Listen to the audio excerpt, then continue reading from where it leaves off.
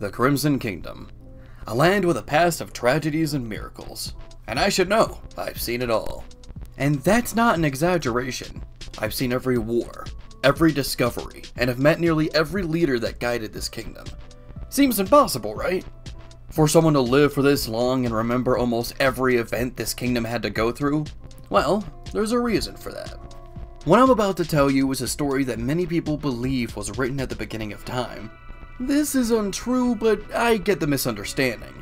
This story does start at a very early point in time, I'll give you that, but not the beginning. This was an era where there were only two intelligent species in all of reality.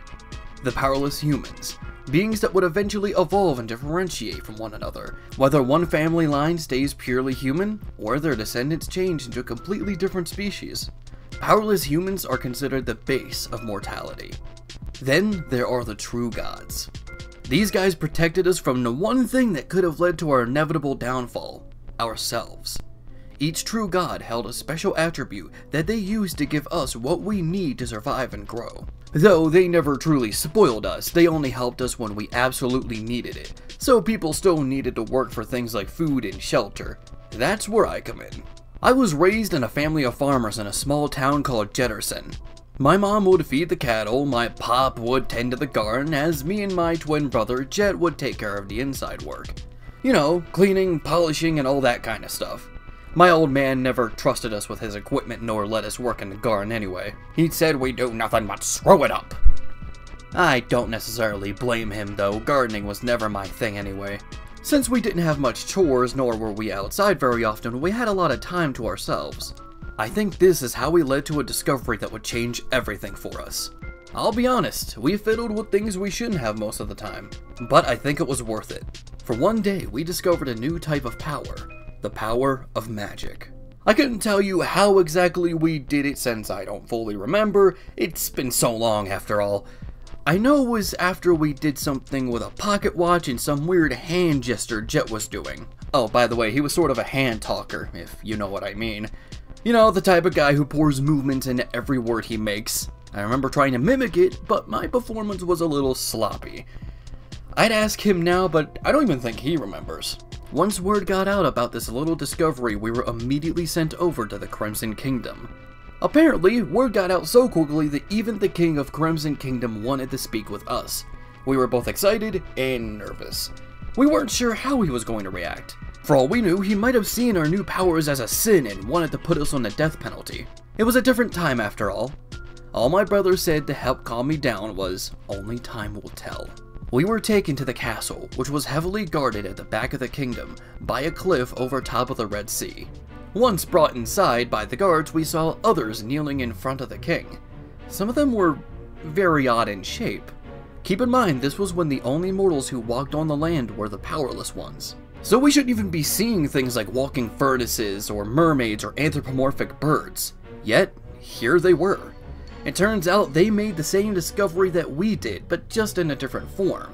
Jet and I kneeled before the old and wise King Yartage and his knights. Surprisingly enough, he wasn't angry with any of us. Instead, he congratulated us on our discovery, saying how we brought a new hope to the Crimson Kingdom. He interviewed every single one of us, and once he was done, he gave us an offer we could never refuse. He asked if we could stay within the Crimson Kingdom to teach his soldiers the power of magic. In return, we'd receive new homes and riches beyond our wildest dreams. We all, of course, took his bargain immediately. Construction had just started for our new homes in a building that the king simply referred to as the hotel. So until it was complete, we had to stay in the castle. Hey, I would have taken anything. Jet and I said half of our new riches to Ma and Pa so they could relax, though we never got a reply back from them. We thought that maybe they felt betrayed that we decided to stay within the Crimson Kingdom. I wasn't sure, but we would get our answer soon. As we were teaching a group of soldiers the basic fundamentals of magic, which we admittedly didn't know that much of, we began to hear screams coming from the outside. Some were shouting how the stars were falling or something. No matter what we heard, we still wanted to check on our people. We quickly got ourselves out of the castle only to see the majority of the kingdom already in ruins. We saw what the people had been referring to, but these were not stars, nor meteors. They were body parts. Even though we had never seen them in person, we knew who these parts belonged to. It was not stars that were falling from the sky. It was corpses. Corpses of our righteous true gods. Who would do something like this? How could something like this even happen? The true gods were immortal beings, so how could they even be killed in the first place? We were all frozen in fear as we witnessed the culprit's entrance. The only thing that could kill a true god was another true god. The last remaining true god had descended down to the Crimson Kingdom, howling as a threat and writhing in place only to make a statement. This was True Fear's land now. True Fear. The true god of fear itself. The king's soldiers all fell to their knees as they screamed in agony. Simply seeing True Fear's form led many men to madness. For some reason, we who discovered the power of magic were immune to the effects of the sight. Don't get me wrong, we were all terrified, but we could at least control our bodies at will. We decided to stand and fight. The Engineer of Heat fired his blasters, and the Maiden of Frost attempted to freeze True Fear in place. The Knight of Light tried to blind the godly menace as the Juggernaut of Earth wanted to crush him with a seismic boulder. He was a true god after all, so this shouldn't have been too surprising, but it was still disheartening nonetheless. The battle was going nowhere, and it seemed like True Fear was getting impatient. His movements became more violent and frantic. We couldn't keep this up. Eventually, we got tired out, and this nightmare creature would try and crush us in our fatigued state.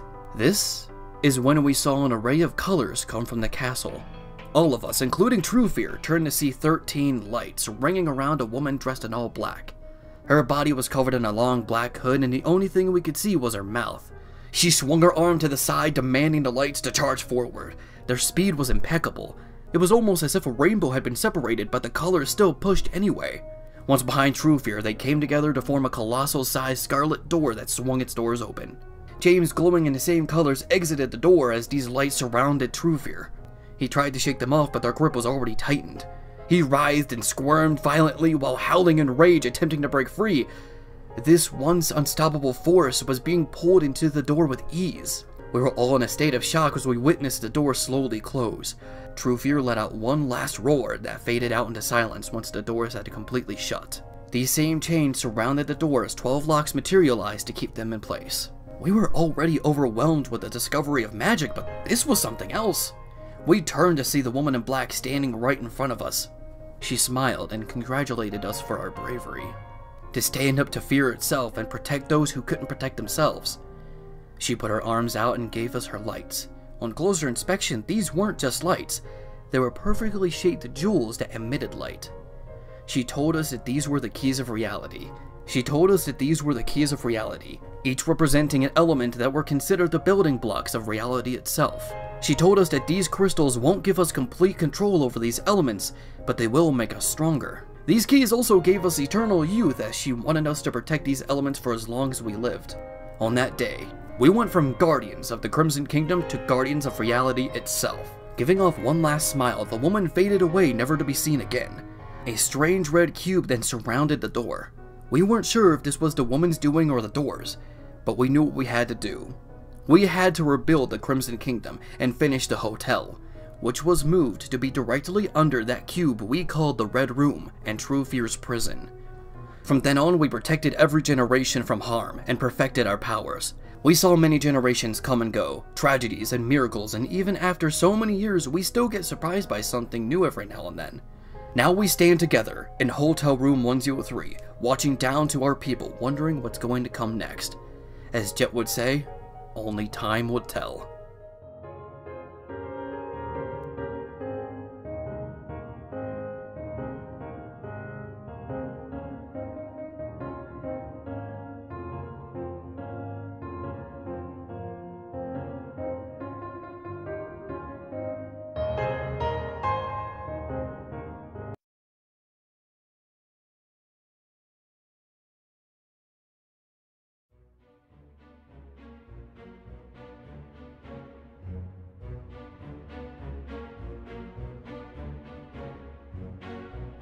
Now that you know our little, well, let's call it an origin story, I think it's about time I start introducing you to the hotel's managers.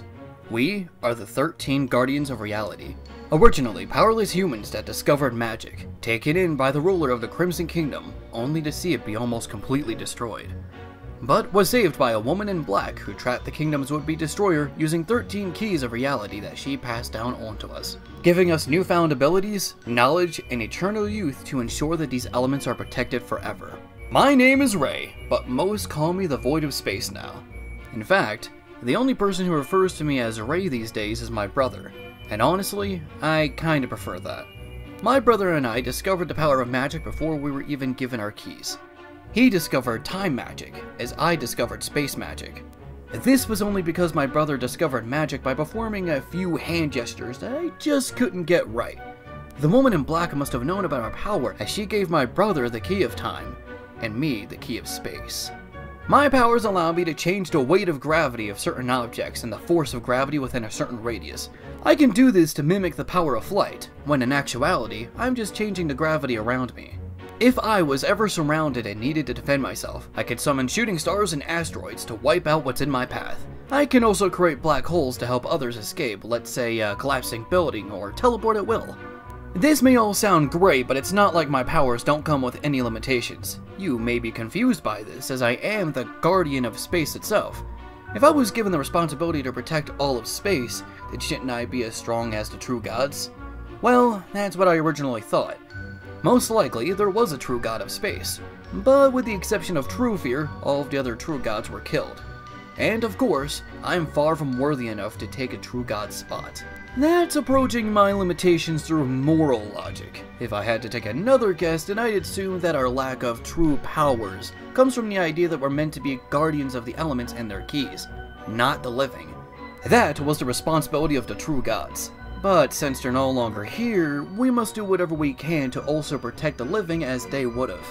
With that being said, we don't need godly powers to protect the keys, but we do have to work with our limitations if we want to multitask. Just to list some of the limits that my powers have, it's harder for me to make drastic changes to the gravity of larger objects. The bigger the object, the more difficult it will be to either lower or raise their weight. My gravity-changing radiuses allow less changes if the radius is too big. The asteroids and shooting stars I can create are only slightly smaller than my own body, which admittedly is not that big to begin with. And I can only create exits to black holes and teleport to places I've already been to before and have a good memory of.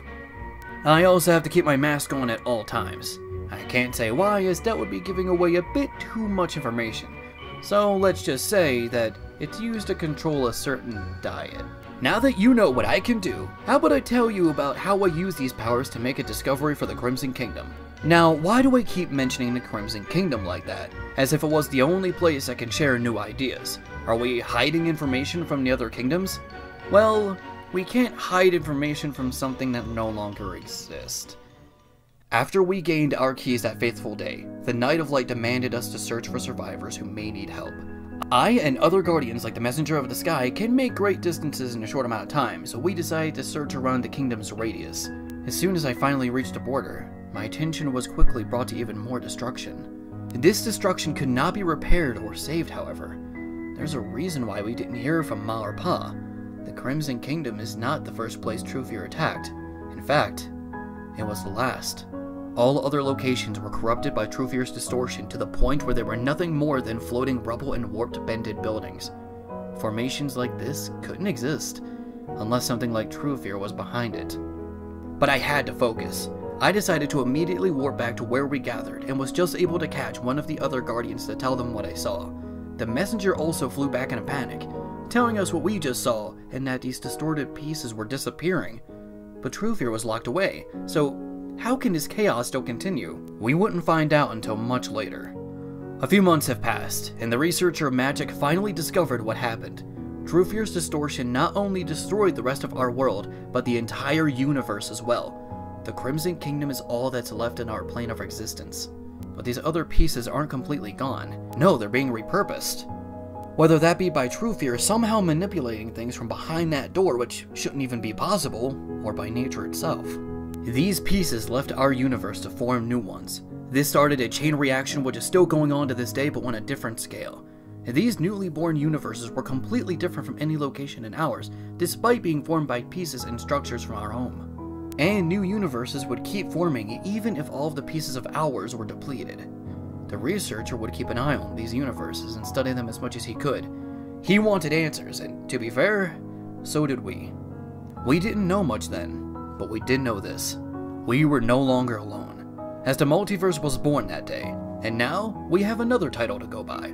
While some still call us the Guardians of Reality, most nowadays call us the Guardians of the Multiverse.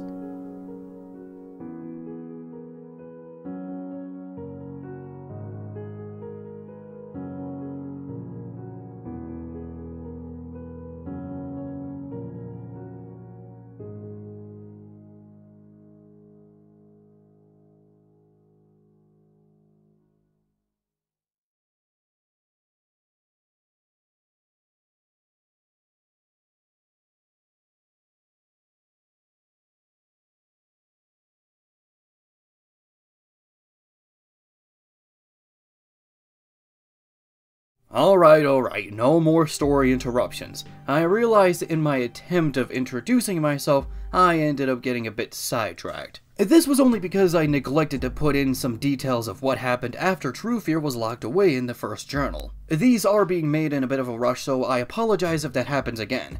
I just don't have the time to polish the details. Speaking of time, let's move on and talk about a certain someone who I've been talking about a lot on here. The Butler of Time. His real name is Jet, but most people just refer to him as his normal title.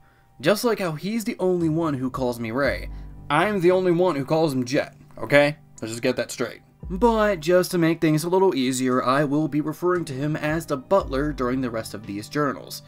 The Butler is the current leader of the 13 Guardians. He founded time magic when we were younger, and thus was given the Key of Time. Despite this, he can't travel through time or create time paradoxes. Like I mentioned before, we are guardians, not true gods. We only have the power and knowledge needed to protect the keys, and having the ability to travel through time might be more counterintuitive than you'd think. I'm sure you already know about stuff like the butterfly effect, or time paradoxes, or blah blah blah, you get the picture. What the Butler can do is slow down or speed up someone's perception of time, making them appear as if they're moving in slow motion, or to mimic super speed, much like how my gravity abilities can mimic the power of flight. He also has impeccable memory. Though it's not pixel perfect, he can recall moments from 1,000 years ago as if they just happened yesterday. He is never late or unprepared, and this makes him the perfect candidate for the leader of the Guardians. Oh, and he also has an ability called Printed Memory. This allows him to recreate any object from the past if he has a good enough memory of it. But he can't do this with living beings, and what he does recreate is very unstable and can only be used in a short amount of time. Also, for some reason, the 13 keys can't be recreated either. Irregardless, my brother was able to do great things with his power. What can I say? He's a bit of a perfectionist. Not like me. I don't mind mediocrity as much as others do. Makes you wonder how we're brothers to begin with. We're complete opposites. He's a perfectionist as I just go with the flow, he wields the power of time as I wield the power of space, and I consider myself a bit more wild and expressive while the Butler is stone cold serious and as edgy as possible. Don't tell him I said that. Though people wouldn't believe me anyway, as when he makes public appearances and goes on speeches, he begins to act more like me. Heck, some of you have already seen this in the past. He's told me that the only reason he does this is to make sure the people are in high spirits and don't read into things. Trust me, if he said half of the stuff he would in his speeches in his normal voice, then people might assume things are worse than what they really are. He makes this fun-loving persona to keep people's spirits up. If only people knew what he was really like.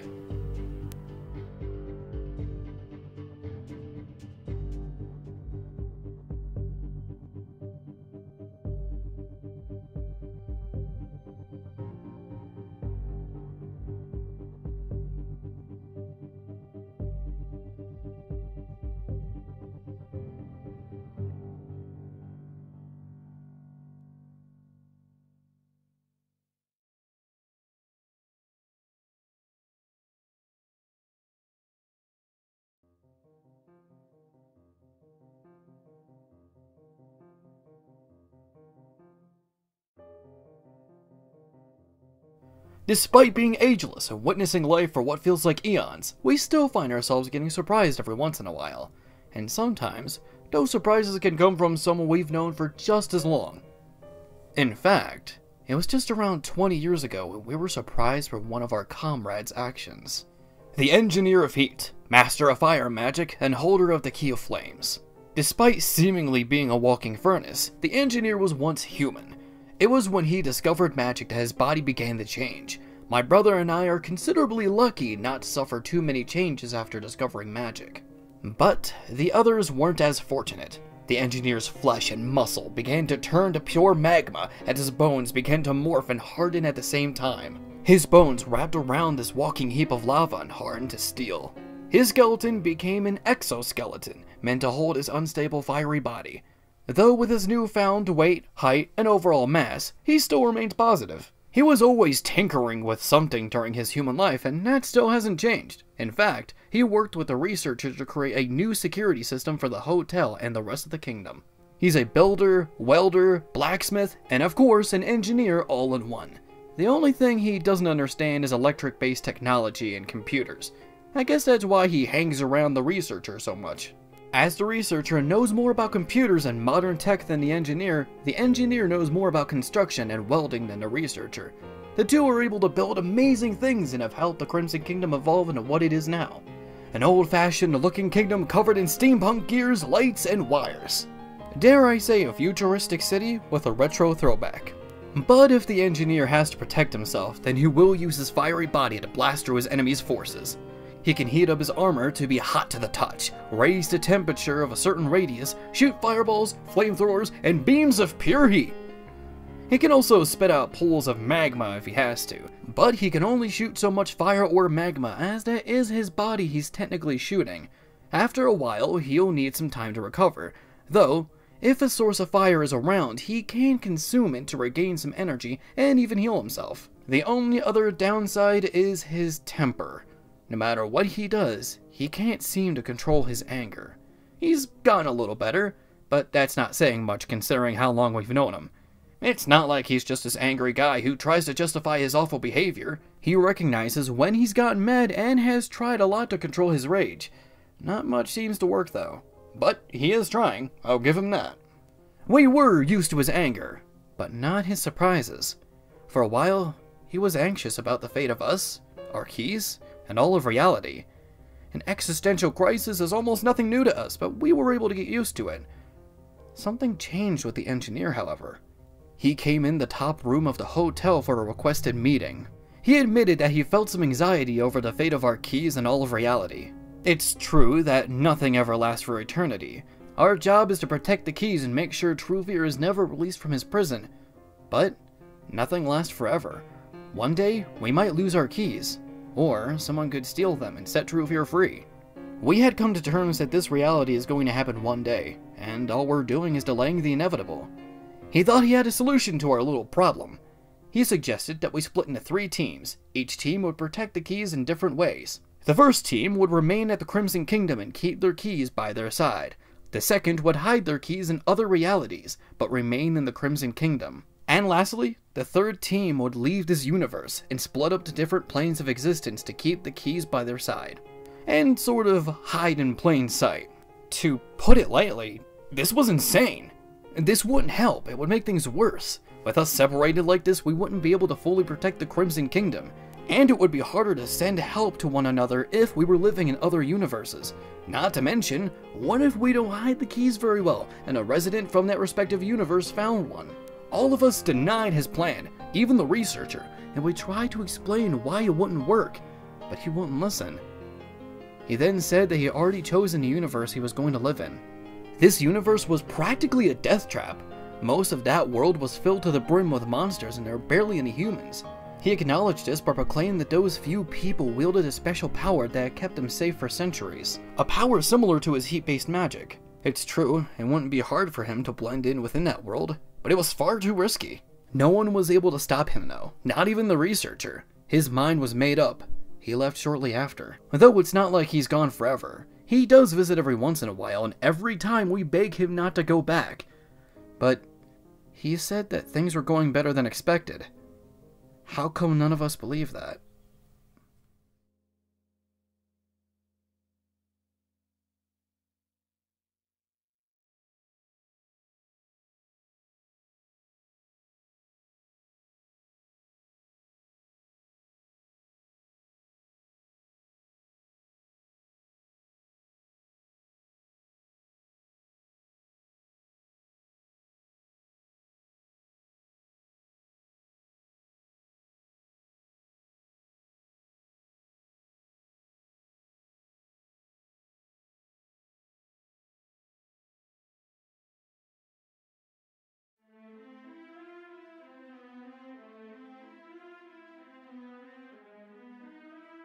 You know, I've just realized, I've mentioned the researcher a lot in these journals. It makes sense considering he is the brains of our operations. I guess it's appropriate I mentioned him next. The researcher was always a man who craved knowledge. Before he discovered magic, he used to believe there was no such thing as the supernatural. He was even one of the few people who didn't believe in the true gods. Before the days of magic, he used to be an astronomer. He would study the skies and the nature of the stars. But when he discovered magic, everything changed for him. He realized that the supernatural wasn't so unnatural. On that day, he was summoned to the Crimson Kingdom by King Yartage. He traveled to the kingdom on his own, hoping to find the resources necessary to study his newfound abilities. This is when he was brought into the castle by the king's guards. Yartage promised to give him everything he needed to further continue his research on the condition that he would share all of his studies and discoveries with both his majesty and his comrades. You know, us. As the months went by, both the researcher and the engineer shared their dream of changing the world and decided to work alongside each other, guiding one through a field they didn't fully understand as the other would do the same. That stayed the same even after True Fear's attack and the discovery of the multiverse. Though, one thing did change. Knowing that other universes existed out there and that we were named Guardians by the Woman in Black, the researcher knew that protecting the endlessly growing multiverse would be impossible. So, he wanted to make something that could protect what we couldn't. He already started this project prior to True Fear's attack. In fact, the prototype was used against the true god but was destroyed right away. Back then, this project was made to keep up security measures throughout the Crimson Kingdom, but as time went on, the Turbo project had changed. Turbos are small, simplistic, man-made creatures created to protect the Crimson Kingdom and save other universes when none of us were available. They appear as floating spheres with smaller spheres as their appendages. Their color is always different, but most are purple. The researcher doesn't completely understand why the turbos have different colors as they're all made the same way, but it's not something to be concerned about considering there are no differences between each color.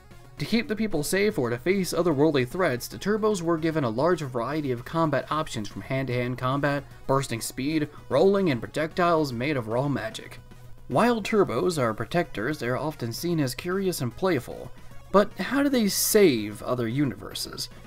Well, first it's good to explain what the turbos need to save universes from. Many years after the discovery of the multiverse, the researcher learned that universes can in fact die. You see, universes are like people. As humans, we need to eat food for nutrition and survival. If we don't eat food, then we'll get weaker, and more frail, and eventually croak. Food for a universe is matter. Matter is, well, basically anything tangible. From chemicals to gases to the crust of each planet and the people that live on them. If there is a lot of matter in a universe, then it will live for a very long time. But if a universe begins to run out of matter, it will begin to starve. New things must be made to sustain the existence of a universe. If not, then it will begin to collapse in on itself until there is nothing left. That's where the turbos come in. They go to dying universes and retrieve as much matter as possible and bring their remains back here. Since the Crimson Kingdom is all that was left of our universe, there is a lot of room for other planes. We can expand our universes and give the survivors a new home. But how can the turbos travel between other universes? The researcher couldn't find a way to transfer physical objects between worlds. Unless you're like us, as the keys have given us the abnormal ability to travel throughout reality, regular travel for most people is nearly impossible. The only normal thing that can leave and enter universes, and keep in mind this is normal in the context of our world, is magic, as magic isn't physical, yet still has the force needed to break in and out of universes. And, coincidentally, the turbos are made out of nothing but raw magic. To bring pieces of universes back here, the turbos use their powers to turn matter into magic temporarily to pass by the walls of reality. The turbos are a miracle for the multiverse, and they were only made possible by the man that once didn't believe in magic.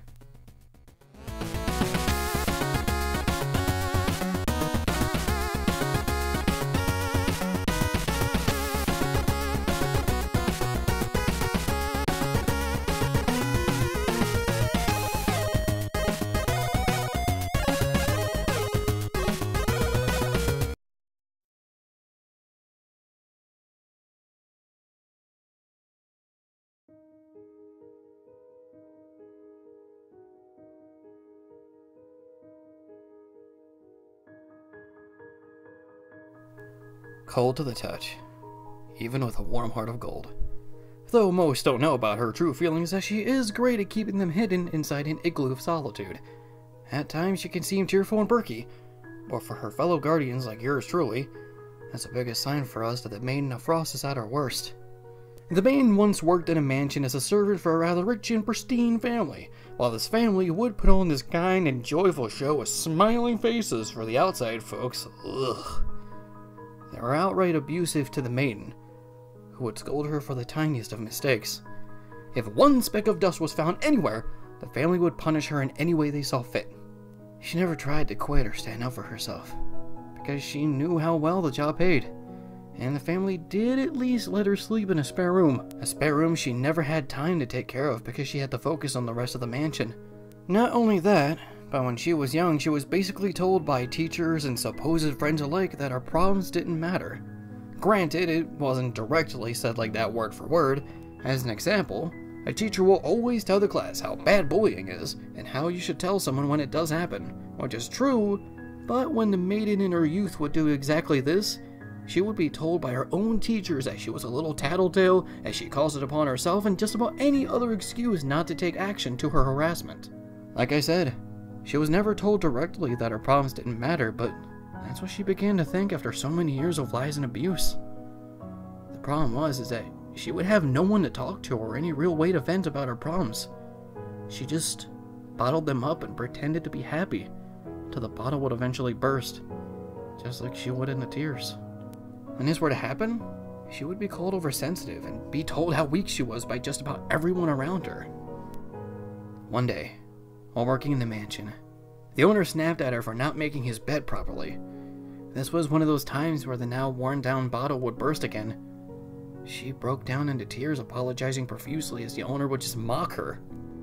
This wouldn't last long, though, as he looked down to see that her tears were solid. They wouldn't splash or be absorbed into the hardwood floor. They would just bounce off of the ground and land right at his feet like pebbles being dropped from above. He was confused by this, which made him even more angry. The Maiden did not seem to notice what he was screaming about until he grabbed her by her dress and demanded answers. She finally decided to shout back at her boss and push him away. The Maiden's eyes widened as she had realized what she did. But instead of kneeling down and begging for forgiveness, she stood in place with her hands covering her mouth in shock. Her hands felt cold, as she began to see her own breath like during a winter morning. Laying before her, writhing in pain, was the owner's own head, arms, and chest frozen solid. The ice was suffocating him, but he could not reach his face to rip off the ice as his arms were stuck as well. The only thing that was moving was his lower half and his legs kicking in desperation. The Maiden, in fear of being executed, tried to break the ice she formed, but there was nothing she could do. The ice was too thick, and even if she left to get help, it was already too late. There lay the lifeless body of the mansion's owner. The Maiden began to shake like someone in the outside cold. She thought about telling someone what happened, but realized that this would only guarantee her execution. She packed everything she could and ran out of the mansion. Thankfully, most didn't care about the Maiden and just assumed that she was being sensitive again, so no one questioned it when she left through the back entrance and ran as far as she could. Into the forest line she went. She ran for what felt like miles until someone grabbed a hold of her. She heard a deep voice shout at her to halt as a soldier grabbed her by the arm. He demanded to ask where she was going, but all he could get from her was scared and tired babbling. She just said, "I'm sorry, I didn't mean it, I don't know what happened." Before he could ask again, she froze the soldier's arm. The ice exploded, pushing them both to the ground. The soldier stared at his arm in disbelief, as the Maiden, now too tired to move, still apologizing with a trembling voice. The soldier looked back at the Maiden and just said, "This is what the king was looking for." The Maiden grew silent and stared back in confusion as the soldier got back on his feet and approached her. "Please, come with me. I know someone who can help you. It's going to be okay, miss." This was the first time someone actually wanted to help the Maiden, but I'll be damned if we were going to let it be the last. Let's just say, magic isn't the only thing we have in common, but it was what brought us together.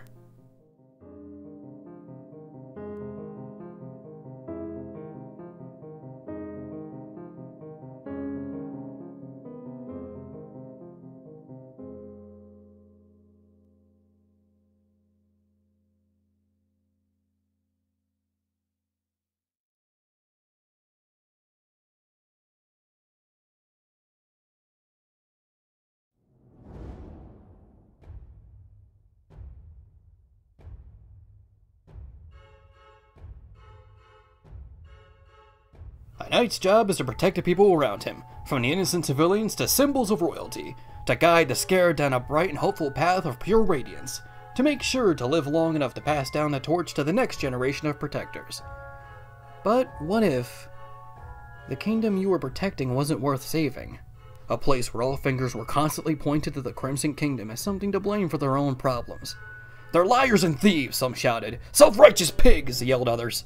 "I wouldn't be caught dead in that hell," proclaimed the man who would eventually become the Crimson Kingdom's Knight of Light.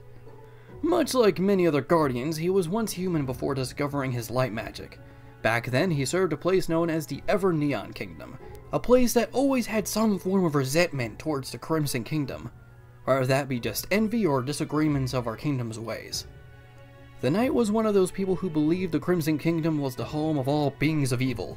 He once believed that King Yarchich was a tyrant who deceived all those around him for his own personal desires, mainly to be on top. Though things rightfully changed once the Knight of Light discovered his light-based powers. But the rumors of magic were disliked by the people of Ever-Neon, so he had to keep them secret. He discovered that he could cast powerful rays of light, see through solid masses, lift heavy objects as if they were lightweight, if you know what I mean. At first, this wasn't hard at all to hide until his body began to change. It started with some loss of height, large patches of hair being found all throughout his body, and even his eyes changed. His magic turned him into some animal creature with human qualities. Once the people saw his new form, they attempted to capture and execute him. The people he once protected were now following him everywhere he went, with the intent to take his life. He had no choice but to run to the one place these people would never step foot in, the Crimson Kingdom. The people of Ever-Neon saw this and labeled him as a cowardly traitor. But at least they stopped following him. He was found by one of the king's soldiers and was brought to King Yarchich, who encouraged him to use his powers however and whenever he wanted. He wanted the knight to learn about his magical abilities so he could educate future generations on this newfound power. The knight was understandably heartbroken by how his old home was so quick to see him as a monster just by discovering a new source of power, but found a newfound respect for the place he once hated and realized his ill-formed judgment. He wanted to make sure something like this would never happen again, so he became a bit more of a strict person. We Guardians didn't really like the knight at first, but it's not like he wanted to take control of everything. It's understandable. After being lied to, attacked, and casted out by those you thought loved you, well, let's just say that's gonna affect someone's trust.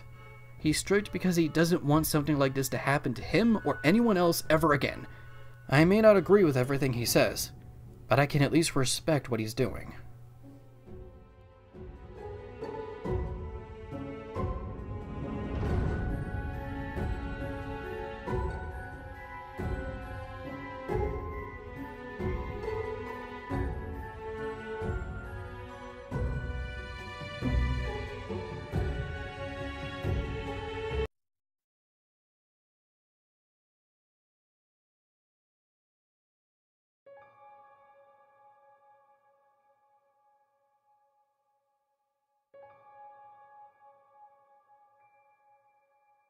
Mortal beings are hypocrites.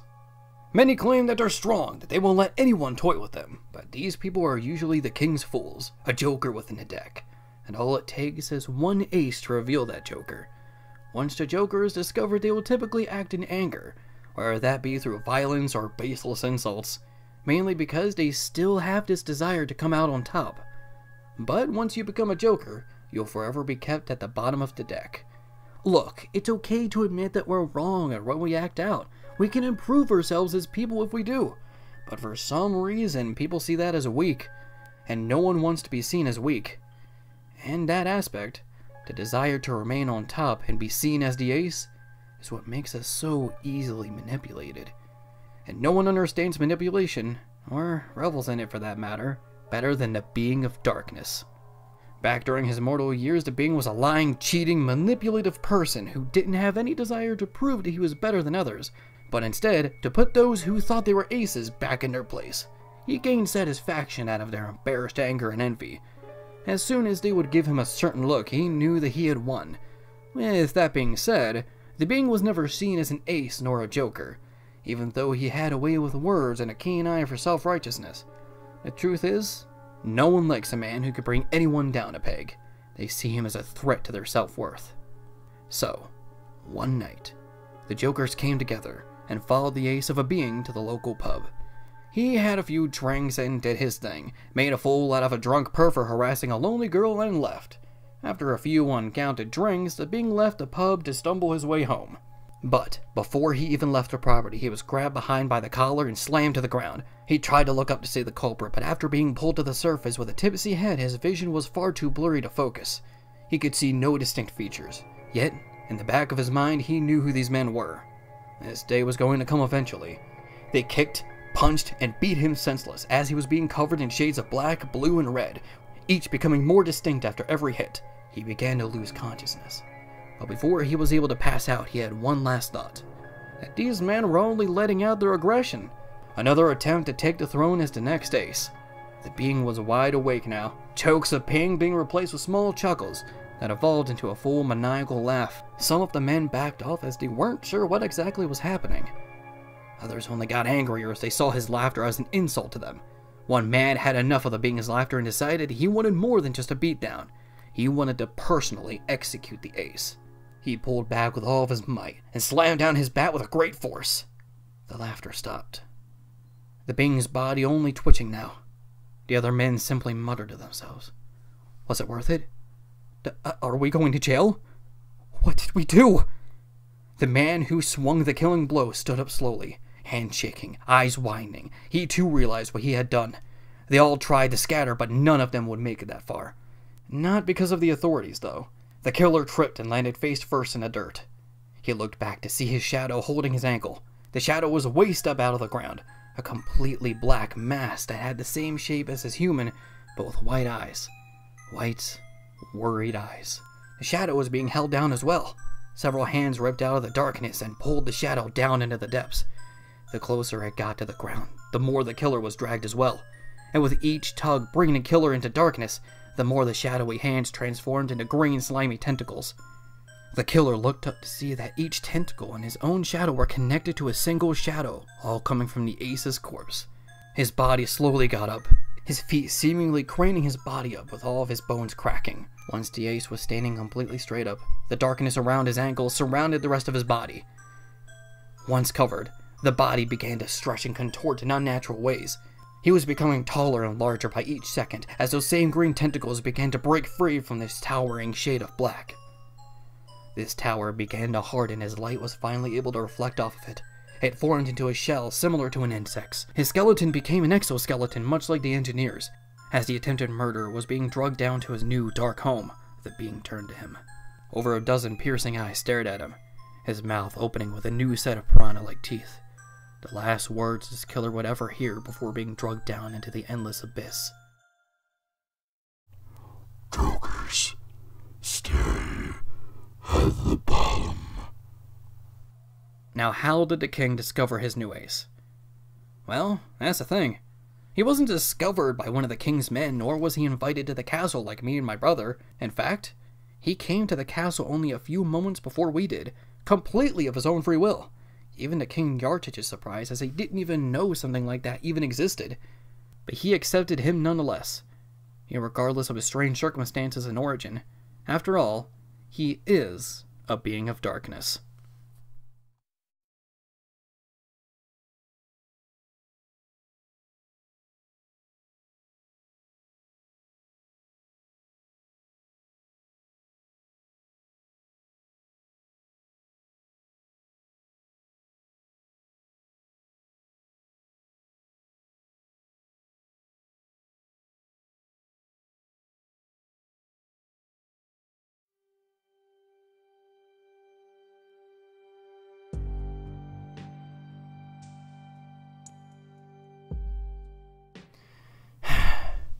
I miss the ocean. There was so much we didn't get to learn. The countless amount of life flourishing in the fields of coral just waiting to be discovered. But unfortunately, after True Fear, there is no ocean left. It was wiped out alongside the rest of the world. Okay, well, except for one. And even then, that's not to say that we don't have any reliable source of water. In fact, the same source was able to see more of the ocean before it was destroyed than any other guardian. She traveled the seas to discover and hunt for newly discovered life, the Captain of the Sea. I'll be the first to admit I am a bit jealous of the Captain. I never really got to see the ocean, or at least to the same depths that she did. Though, from what the captain tells me, the ocean is indeed beautiful. It's one of the most gorgeous sights she's ever laid her eyes on. But at the same time, looks can be very deceiving. The captain was once the head of a fishing organization. She would be paid to hunt down extremely rare sea creatures and bring them back to whoever hired her for her services. In a way, she was kind of a bounty hunter but for fish. Though her prey wasn't only rare, but also dangerous. But she was a master at her art. Every time she would be hired to hunt some dangerous predator, she would start by gathering the right people needed, prepare her ship for the lengthy trip, and set sail to the middle of the ocean. But her last job would be far different from the rest. She was asked to face down quite possibly her largest foe yet, a creature she simply referred to as the Horrid. She didn't know what to expect besides the exact words from her client, which were simply the worst of Davy Jones. Funnily enough, she didn't even get an exact location and was just told to go as far as she could. Apparently, the Horde loved huge, wide open bodies of water. She was skeptical at first, but even if she couldn't find anything, she would at least be able to explore the ocean some more. She did have a theory as to where to look first. I mentioned that the Crimson Kingdom was right next to a Red Sea before, right? Well, that doesn't mean that all of the ocean is red. In fact, it's often separated by all sorts of colors depending on what's near them. The place where the captain lived and where she often started many of her voyages, oddly enough, had a normal color for her side of the ocean: blue. But the Crimson Kingdom was not too far off, so if her theory was correct, then maybe the Horrid was located at the separation point between the Blue Ocean and the Red Sea, directly between both her home docks and the Crimson Kingdom. It was indeed far off enough that the ocean floor would be at its deepest, so it was her best bet. When she arrived at the start of the Red Sea, she anchored her boat so it would sit right where the opposing colors split. The next problem was trying to figure out how to lure this creature. She tried bait, she tried moving the boat around, and everything else she could think of, but nothing seemed to work. It was sunset, and she was ready to rest her boat and try again tomorrow, when her ship started to shake.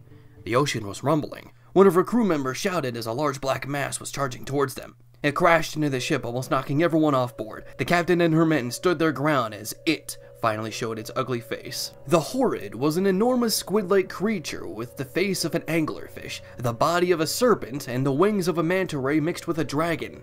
I couldn't imagine what she exactly faced. She demanded her crew to man harpoons and aim their rifles as they fired at the nightmarish sea creature. But it had no effect. Instead, the Horrid went back under the surface to ram into their ship until it began to sink. They were losing options. Even if they did find a way to slay the creature, there would be no way to go home, as the ship was already halfway sunk. There's one thing you gotta know about the captain, though. She's quite possibly the most determined person I know. She's stubborn and will never quit until she's satisfied with victory. Without thinking, she grabbed one of the harpoons and leaped into the sea as the Horrid was approaching to finish the job. Only one of them was walking away alive today. Well, maybe not walk away. The captain had awoken in shore as dozens of people surrounded her. They looked at her with confused and frightened faces. She looked down to see the crimson-red wave push forward. She somehow ended up in the Crimson Kingdom. She tried wiping her face, but her skin felt different. It felt rough and oddly soft as well. She looked to see her skin had not only changed texture, but also in color. She was a bright shade of green. She tried standing up, but stumbled on what was once her feet. She looked back to see the lower half of her body had been replaced by a tail. She tried getting up once again and fell once more. "Please, stay calm." She looked up to see King Yartage kneeling down to her. "Let me help, miss." Eventually, she figured out how to move around on land with her new body, and learned more about her abilities. It took her a good while to figure out what to do with her new life, especially after Truefear destroyed everything. But it didn't take long for the captain to take charge and sail to her new future.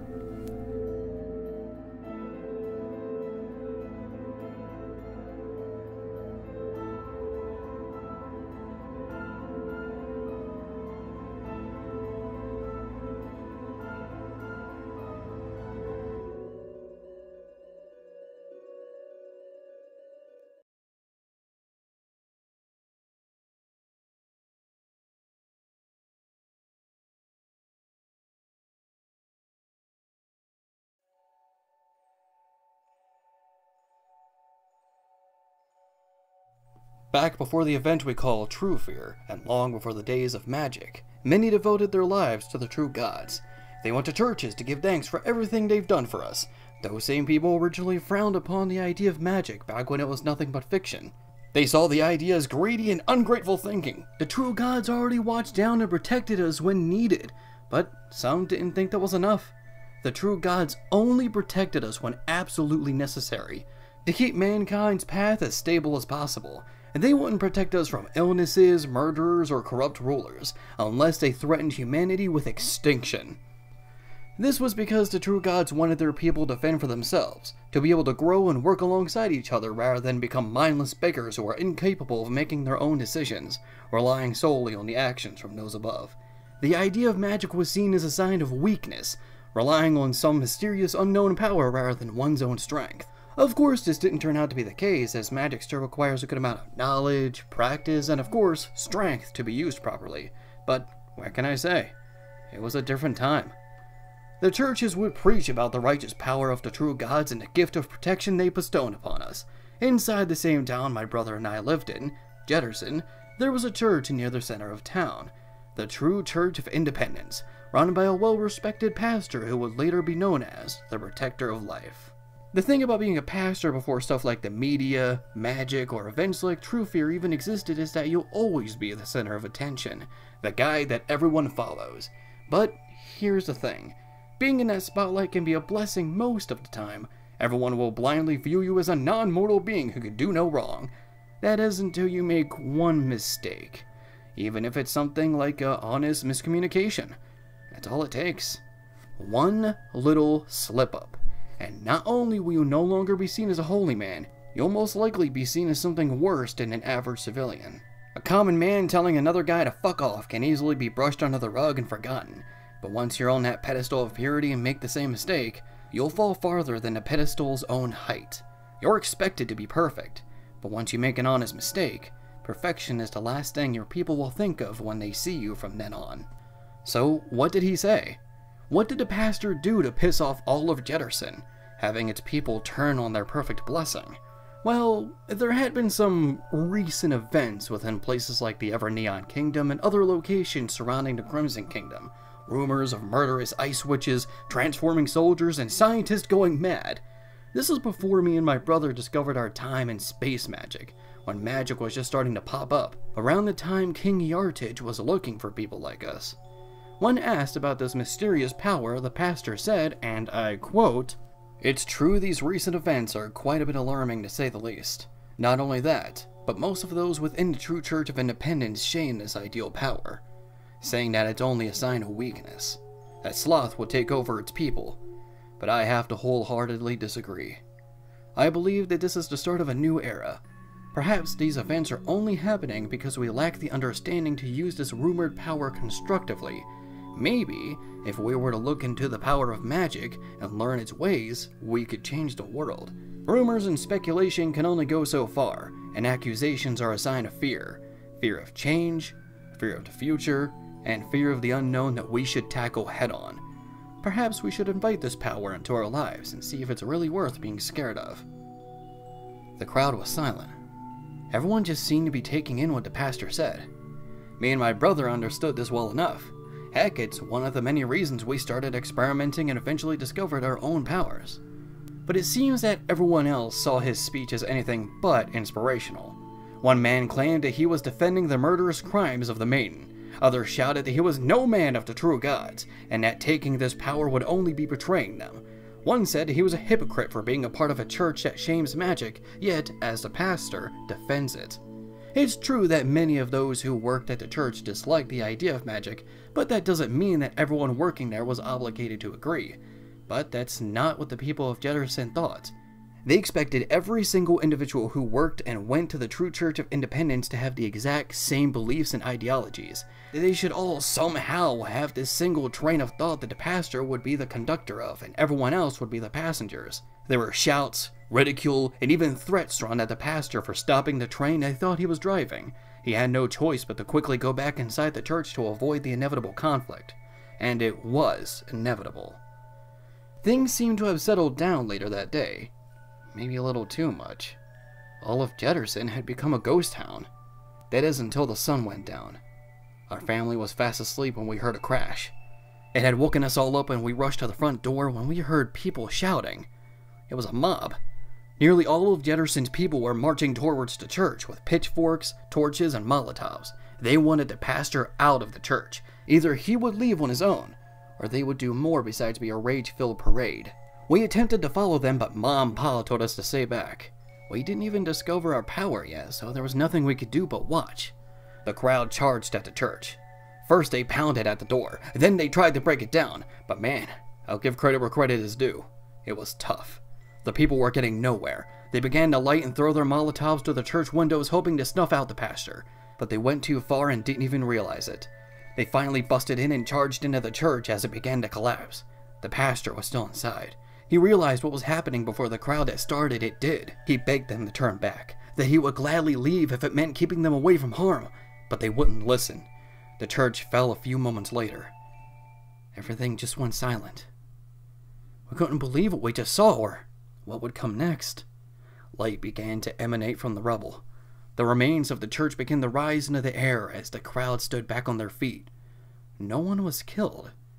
I don't even think I saw a single scratch on any of them. It was a miracle. No, it was the power of a protector. The pastor's body was gone, replaced by a single orb of pure light. We all stared at this orb as it spoke down to us.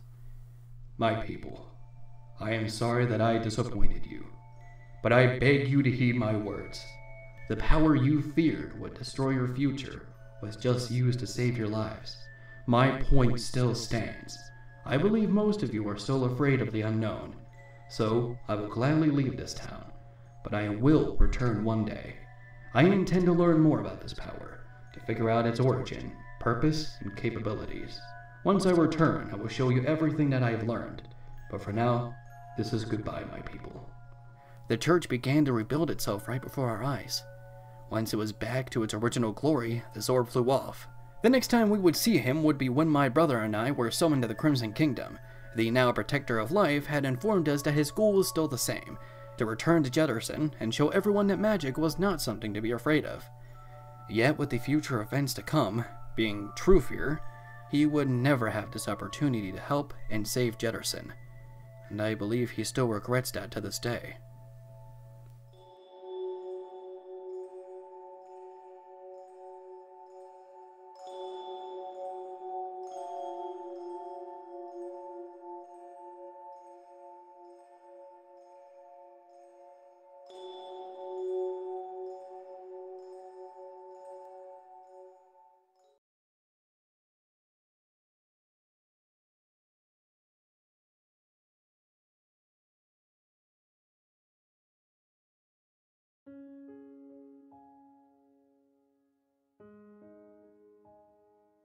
The preacher wasn't the first person to discover magic in Jederson. He just so happened to be the first discovered magic user. The first was a close friend of mine in Jet. He always got to travel with his family all across the country due to his parents' unique careers. He always wanted to see new sights, and one day, he was going to see the world. Did this happen? You expect me to say no due to true fear, but believe it or not, he was at least able to take a peek, even if it didn't last long. But how was he able to see the world in the first place?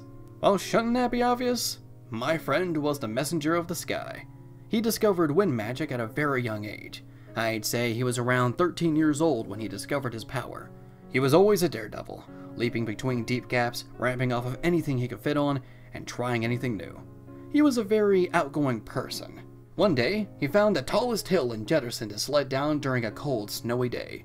He went down screaming in joy and flying off of a ramp built out of the snow.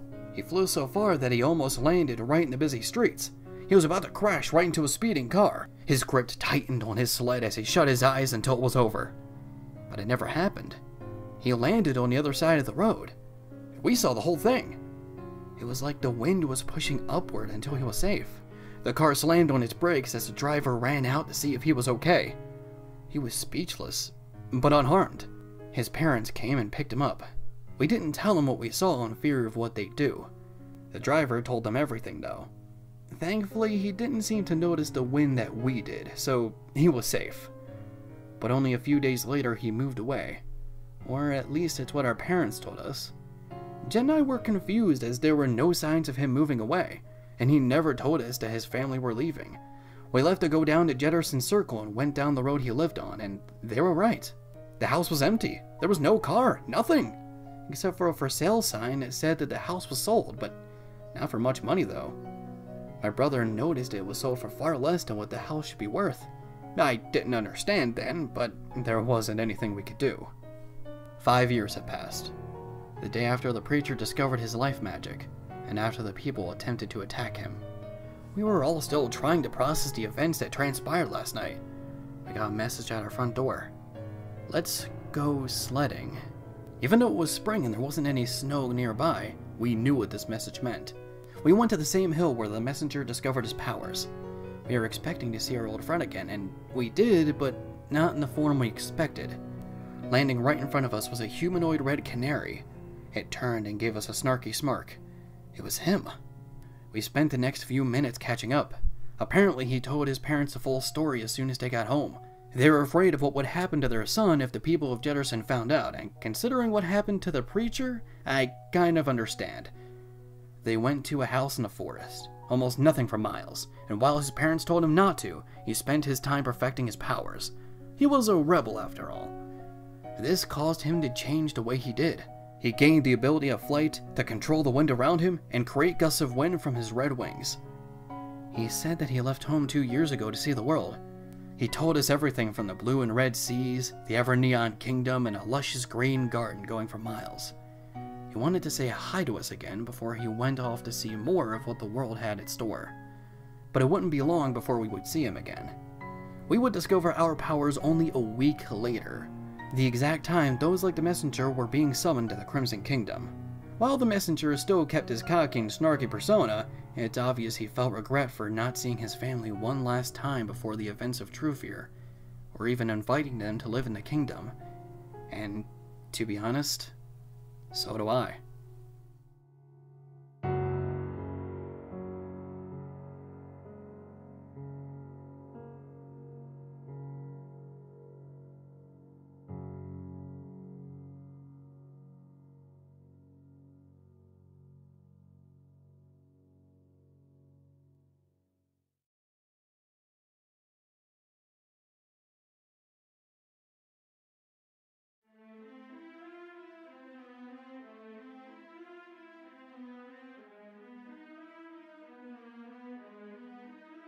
As there isn't that much ocean left, the forest is almost completely gone. The last of it is kept underground so we can preserve it for as long as we can and so it can grow without the limitation of the kingdom.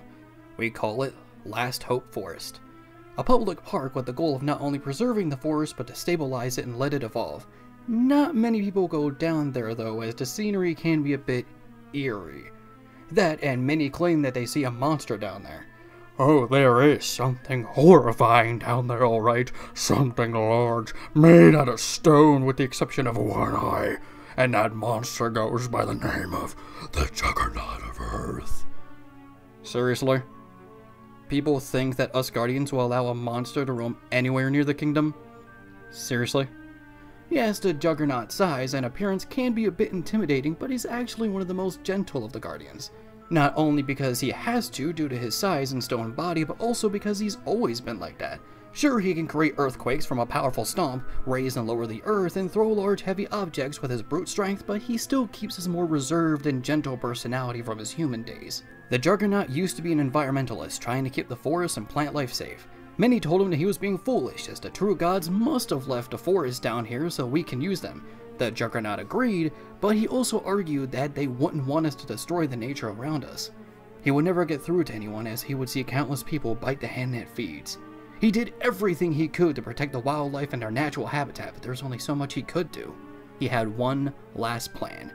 These people could try and take the forest, but only if they can get past him. One person came down with an enormous machine, a giant body-like suit made out of construction tools about to be used for destruction. The Juggernaut began to shake, but he stood firm. The giant iron suit walked up to him as its driver demanded him to get out of the way, but he did not move an inch from his spot. He did not say a single word. All he did was glare at the pilot as he was only starting to get angrier. The pilot lost his temper and attempted to use his machine to toss the Juggernaut out of the way. But something happened. The suit was stuck. Its bulldozer-like claw was being held by the Juggernaut's own hands. Not even he seemed to have noticed until he opened his eyes to see what he was doing. The pilot tried to move the suit, but it was immobilized. Roots began to climb up as its legs began to break and shatter into pieces.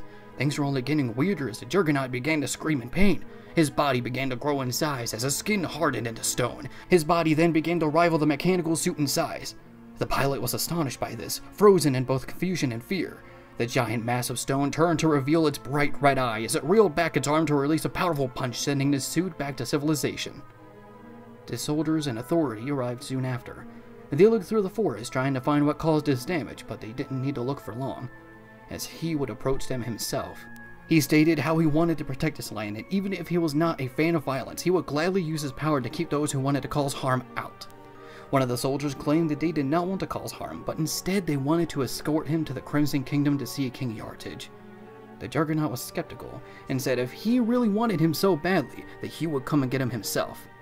So he did. Only a few moments later, King Yartage arrived. He was amazed by the Juggernaut's new size and power. He offered to take him in, but the Juggernaut was of course concerned about the wildlife. But the king stated that they would work together to set up new laws that would protect the forest. The king kept his word for as long as possible, but, of course, true fear happened. The new laws that passed to protect the environment weren't needed, as most of it would be destroyed by the true god of fear anyway. After King Yartage's passing, the Juggernaut promised to keep what little wildlife that was left safe. A statue of the first king was even put down there so he would never be forgotten. It's the Juggernaut's last chance to get the forest safe. That's why it's called Last Hope Forest.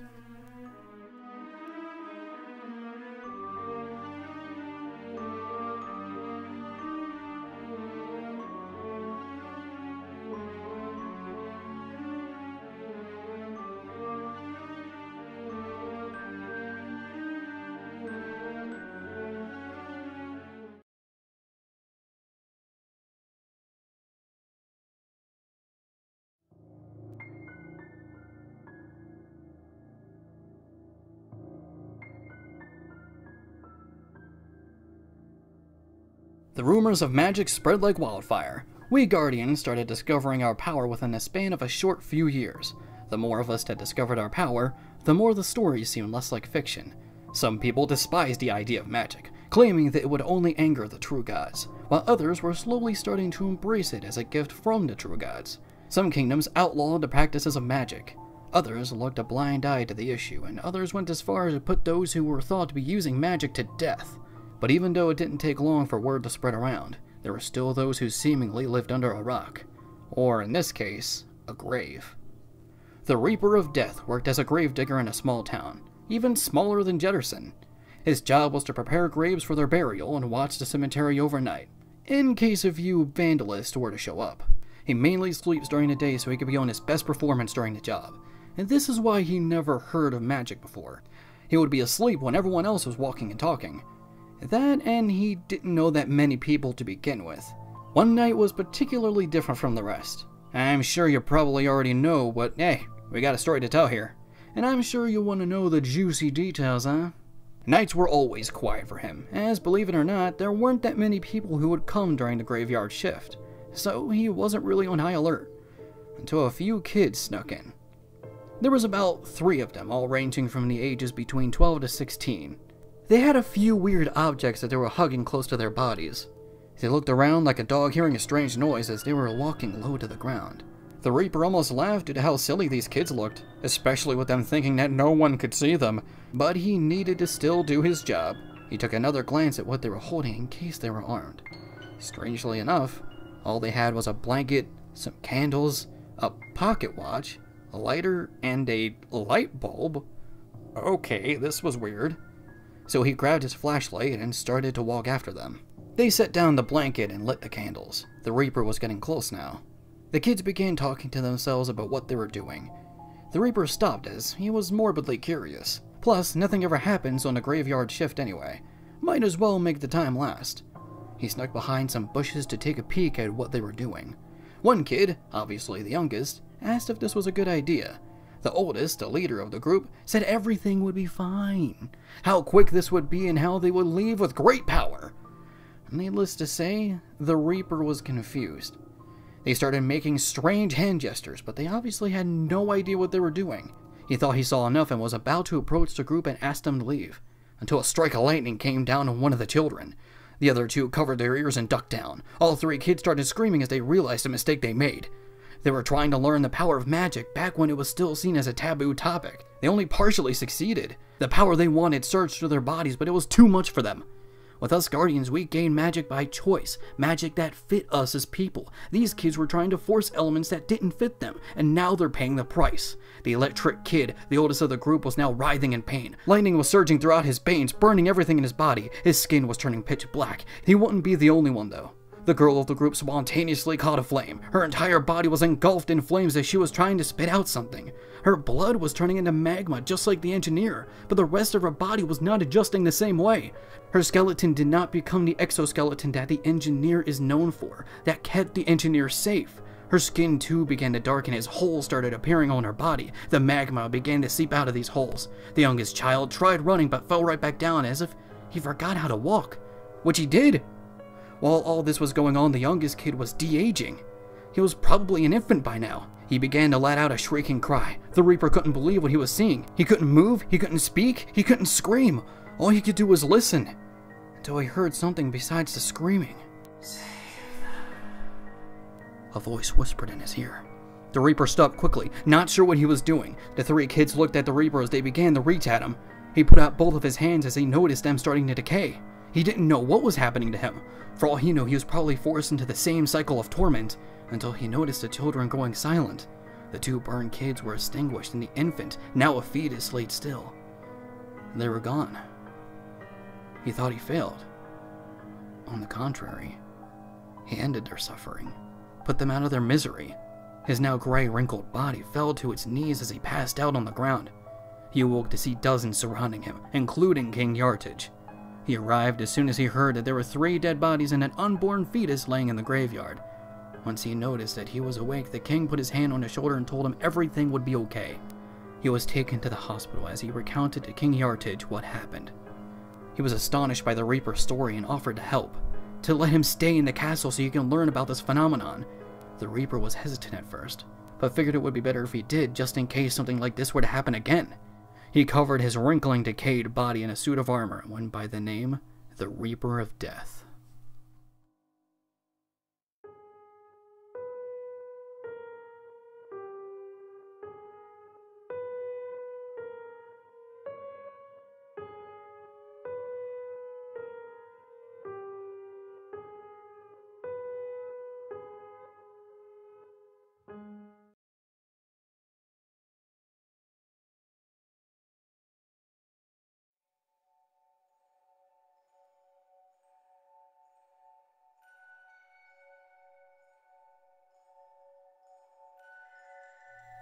Now you may have noticed that I have talked about all the Guardians except for one.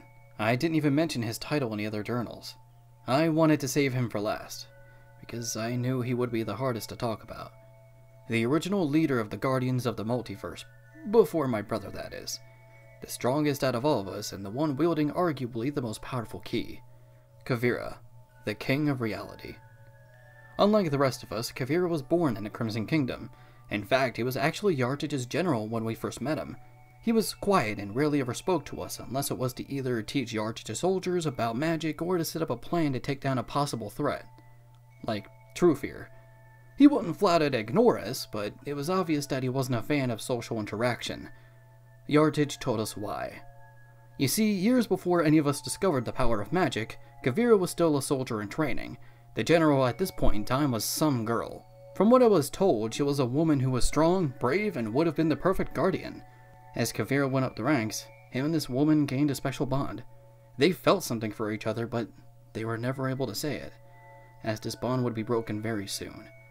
You see, at this point in the timeline, the Crimson Kingdom was at war with the Ever-Neon Kingdom. During their last battle, Kuvera had to witness the woman he loved be shot to death by opposing forces. From what I was told, it was a pretty gruesome sight. She was filled with bullets and wasn't even recognizable anymore. After this, Yartich was able to set up a peace treaty and the war had finally ended, even if the Ever-Neon Kingdom still had sour feelings towards our own. But Kuvera suffered the worst pain of all. Even with that thick purple armor, Kuvera couldn't withstand a broken heart. He stopped talking to others outright. The king was only able to change this when he made Kuvera his new general, but he was still suffering. He remained like this for as long as we knew him, even after he was given the key of reality by the woman in black. Things took a strange turn when Yartich passed away. The reality of eternal youth hit us hard. It didn't matter who we would meet or share any kind of bond with. They would grow old and die as we'd stay the same age. I guess Kuvera couldn't stand seeing us in the same despair he was going through, as this is when he chose to become the leader of the Guardians. He communicated a lot more with us, but it was still very obvious that he wasn't completely into it. This would go on for a few thousand years. The Crimson Kingdom has become a lot more advanced since then, but the hotel has always remained the same, minus a few upgrades made by both the engineer and the researcher. And things got a lot better then too. Most of us were able to accept how things were going to be and made the most of it, with the exception being, you guessed it, the King of Reality himself. But what happened? Why did the Butler become the new leader of the Guardians? And why is it so hard for me to mention my old comrade? Well, it was around 500 or so years ago. A piece of Trufir was somehow able to seep out of the door, and that's the problem with doors. They can never be completely sealed. It just takes one seam for a shadow to slip out. We're not sure why this shadow attacked then of all times. After all, it had already been thousands of years since Trufir was locked away. Nonetheless, his shadow landed inside the Red Room. We discovered long before the shadows escaped that the Red Room was made to keep people away from Trufir's door. As the door was made to lock away the corrupt true god, the Red Room was a safety measure to make sure people would stay away. This means the Red Room isn't strong enough to keep Trufir contained. The shadow distorted a hole in the bottom of the Red Cube. It slithered down the face of the hotel. The security system the researcher made activated, from his blasters to the engineer's stone soldier statues. Though they couldn't even land a hit as the shadows distorted all of them beyond the point of recognition. This is when I came to the hotel and saw everything. I didn't think this day would ever come. I'll be honest, I was nervous and scared. I've tried to take down the shadow with everything I've got, but nothing was working. My gravity manipulating abilities were the only thing that could work, and even then the shadow was able to break free. The shadow charged right at me, going through my body, though I suffered no damage or distortion, but my clothes had changed. My jacket sleeves changed in size as one grew longer and the other shrunk as my shirt became ripped. Thankfully, my mask wasn't affected, but this made me realize something. Trufir's distortion can affect sentient beings, or at least the shadow's version of it. If that wasn't the case, then I wouldn't have survived. I had a short breath of relief until I realized something was missing. The shadow wasn't trying to kill me. It was trying to take my key, and it succeeded. At this moment, the other Guardians arrived. The engineer blasted the shadow as he scolded me for letting the slithering darkness take my key. The maiden tried to freeze him while nervously reassuring me that they'll get it back, but the shadow dodged every shard of ice. The messenger tried to push down the shadow with his wind and was able to bring it to ground level, but that's it. The Juggernaut took control and struck open a cavern in the crust, at which the captain used her waves to push it down further, but the slippery thing was able to break free. The knight used his weapon to try and strike the shadow down, but he missed and hit the hotel. This being tried to grab it with his centipede-like body, but this wasn't any ordinary shadow, and he was knocked out in the process. The protector caught the being as the reaper attempted to slash at it and take its life with no prevail. The researcher charged in, shouting at the shadow while firing at him with his new blaster. Nothing seemed to be working, though. We were at a standstill. Granted, it was better than how it was back then when we faced a full Trufir, but this still wasn't good. For all we know, that thing probably was able to grab more keys. My brother, the Butler of Time, arrived and asked if my gravity powers could affect the shadow. I told him yes, but not much. He asked me to try and bring that thing down, and I had no reason not to trust my own brother, so I quickly tried to push that monster down. I gave it my all, and I guess I caught it by surprise as it started to crash to the ground. My brother told me to open a black hole, and as soon as the shadow went through, to open a second one parallel from the last portal, shooting the shadow upward. I looked up to see him. Kuvera falling at great speeds towards the shadow. He most likely took a leap from the top of the hotel. He pulled out his signature sword called Repeated Sins, Forgotten Virtues, and sliced the shadow into pieces. My key flew out of its body, and I ran as fast as I could to catch it. The other pieces tried to swarm towards me, but Kuvera did something none of us were expecting. A symbol identical to the one on the hotel formed over top of him as he pulled out the key of reality. It began to light up, and the separated pieces began to be drawn into it. The crazy bastard. Kuvera knew he couldn't kill the Shadow. If that was the case, then the Reaper would have already succeeded. He used a key to imprison it instead. Kuvera slowly descended to the ground as we all ran to check if he was okay. He was fine, but what he said next would surprise us all. This is the moment everything changed. I knew there was no way to truly kill the Shadow. A small piece of true fear it may be, but even 1% of a true god can still cause so much devastation. I was lucky enough to contain the Shadow in my key, but there's one problem. The distortion. It is slowly seeping out of the key of reality, affecting it, all those around it, and soon, me. I objected, saying the distortion couldn't affect me, and it seems like it was only able to change non-sentient beings. Yes, that is true, but we've had our keys for so long that they've basically become a part of us. We may be sentient, though our keys are not, and if they become distorted, so could we. My mind will most likely be the first thing to be affected, and if the Shadow does take control of my mind, there might be no stopping me, and inevitably, true fear will be released by my own doing. But should we find out if there's a way to stop it? We might not have time to figure that out, as I'm unsure how long it will take for my mind to become warped. I cannot simply abandon my key and give that burden to an innocent person. That is why I must leave. I'm going to use my powers to travel to the farthest point of the multiverse I can reach before I completely change. I need you to promise me something though. I'm looking at you, Butler. When I return, I most likely won't be back for good intent, and I probably won't be alone either. So, when you see that I've gotten close to the Crimson Kingdom, I need all of you to use your power to summon an army. An army consisting of the strongest and worthiest warriors throughout the entire multiverse.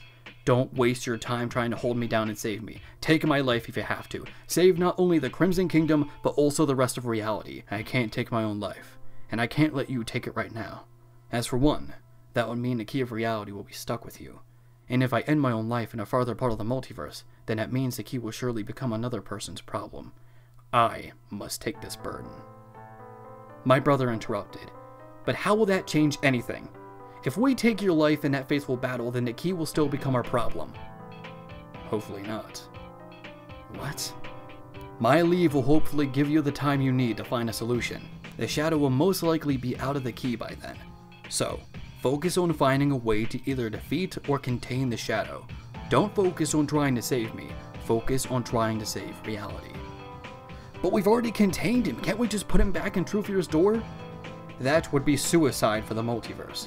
For one, we'd have to open the door to put the Shadow back in, and I don't think True Fear will simply let us crack the door ajar for a Shadow. If that door even just cracks open, then True Fear will overpower us and squirm his way out. Secondly, even if we did find a way to put the Shadow back in True Fear's prison without opening the door, what would be stopping it from coming out again? I'm leaving you to give you the time the distortion may not. We can't take any chances. It may seem foolish, but we can't let fate determine our victory. Farewell, my friends. And remember, the fate of reality is in your hands. He left shortly after, and for 500 years we've been anxious ever since. The researcher was able to keep an eye on Kuvera, and it turns out he was right. Throughout these 5 centuries, we've seen the Traveling King walk down different realities and slowly become more and more violent. And as of now, he's finally making his way back. Faster than ever, destroying everything in his path and building his forces of fear. We have to act now. We've yet to find a solution. Nothing seems to work, but we have to fight to protect the Crimson Kingdom. We have to gather our own army to protect the multiverse. We have to give it all we've got.